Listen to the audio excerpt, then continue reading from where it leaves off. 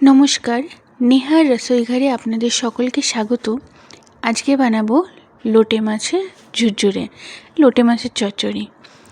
তার জন্য কড়াইতে আমি সর্ষের তেল দিয়ে পেঁয়াজ, দুটো মিডিয়াম সাইজ পেঁয়াজ এখানে ভেজে নিচ্ছি।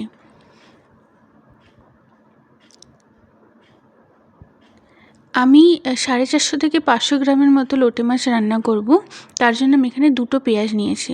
তারপরে 1 চামচ রসুন কুচি আর 1 চামচ আদা কুচি দিয়েও 2-3 মিনিট ভালো মতো রান্না করে নেব। তারপরে এখানে দিয়ে দেবো একটা বড় সাইজের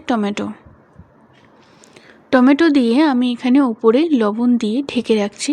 তাহলে টমেটোর উপরের যে চোকলাটা সেটা ছাড়াতে সুবিধা হবে।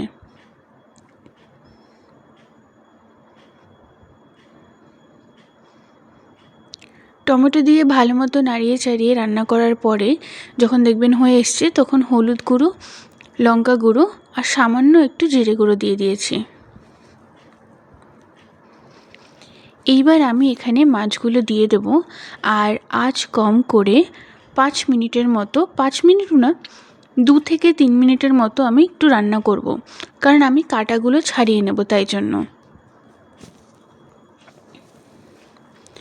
এইবার আমি একটা ফোর্ক আর স্পুনের মাধ্যমে আস্তে আস্তে সব কাঁটাগুলো বের করে নেব।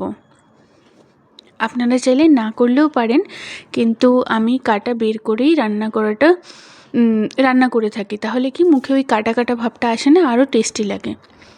এখানে স্বাদ অনুসারে লবণ আর সামান্য একটু গোলমরিচ দিয়ে আমি কন্টিনিউ নাড়িয়ে ভালো মতো লোটে মাছের চচ্চড়িটা রান্না করে নেব।